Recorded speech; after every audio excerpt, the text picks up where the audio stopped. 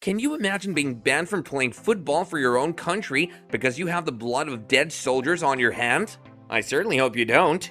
But that's actually what happened to Germany and Japan back in 1950. You see, World War II had been over for about 5 years, and the World Cup was just about to start again after being cancelled 2 times due to the war.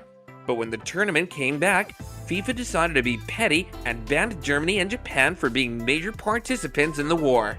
Obviously, the decision wasn't made out of sheer pettiness.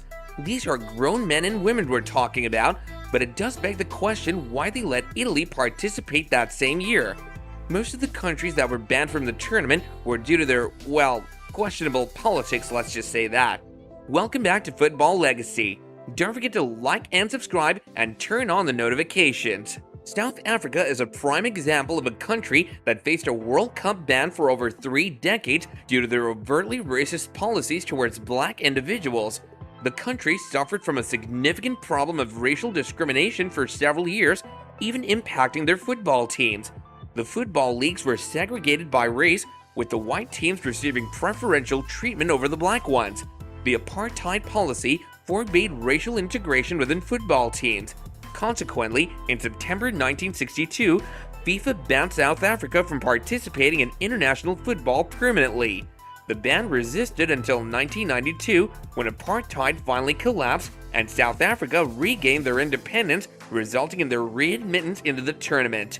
They eventually qualified for the World Cup in 1998 and even hosted the tournament in 2010, marking an incredible transformation from being banned to being a host nation. In contrast, Mexico's story is entirely different. In 1986, Mexico had successfully hosted the World Cup. However, shortly after the tournament's conclusion, they received a 2-year ban for a rather common yet surprising reason in football. Mexico was found guilty of fielding overage players during the qualifying campaign for the 1988 Olympics, an amateur competition. It was an unfortunate mistake that cost them dearly, as they were unable to participate in the 1990 World Cup in Italy. One can only speculate what could have happened had they not been banned. The exclusion of Chile from the World Cup in 1994 is considered one of the darkest moments in the tournament's history. Chile had finished third in the competition back in 1962 when they hosted the tournament, but 32 years later, they faced a ban, and the blame lay squarely upon the shoulders of one man, Roberto Rojas. Rojas, who had pulled off several ugly stunts in football, played a central role in Chile's problems. During a crucial qualifying match against Brazil on September 3, 1989, Rojas fell to the ground with blood all over his head. The match was abandoned as his team walked off the field with him, citing safety concerns after a Brazilian fan threw a flare onto the pitch, injuring Rojas. However, pictures of the match later revealed that the flare did not hit Rojas, and it was discovered that he inflicted the injury upon himself using a razor blade he had hidden carefully in his gloves. The incident was part of his strategy to end the game prematurely if things didn't go Chile's way. Despite his dedication to his country, Rojas received a lifetime ban, and Chile was banned from the 1994 World Cup. In contrast, Myanmar faced a ban for attempting to lose their matches during the World Cup. Myanmar was never qualified for the World Cup, and one would expect them to do everything possible to achieve this feat. However, the opposite is true. During the 2002 World Cup qualifiers, Myanmar decided to withdraw from their match against Iran. While this may not seem like a big deal, FIFA disagreed and imposed a $20,000 fine on Myanmar. To make matters worse, FIFA also banned Myanmar from participating in the 2006 World Cup. This was the 3rd time Myanmar had withdrawn from a qualifying match, which angered FIFA even more. Nevertheless, it appears that Myanmar has learned its lesson, and they haven't missed another qualifying match since then.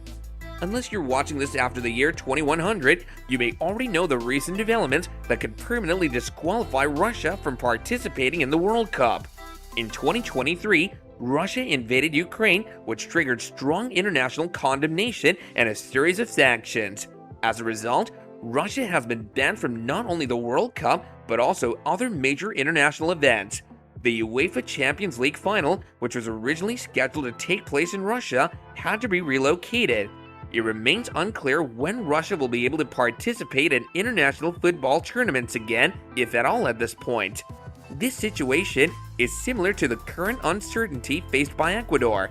It's only a matter of time before Ecuador's disqualification from the 2022 World Cup is officially announced.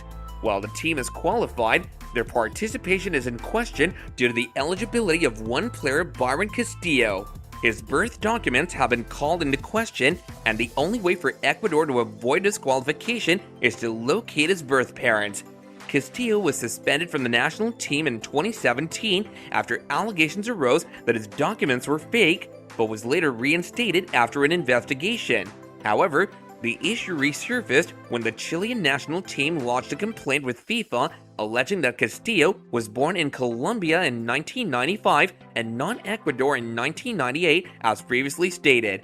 FIFA dismissed the complaint and allowed Ecuador to participate in the tournament, but a recent audio recording released by the Daily Mail has confirmed that Castillo was indeed born in Colombia and entered Ecuador legally. The recording also alleges that the entire Ecuadorian national team knew about it. While FIFA has reopened the case, it seems likely that Ecuador will be disqualified from the upcoming World Cup. Thanks a lot for watching, you guys, and I'll see you again later.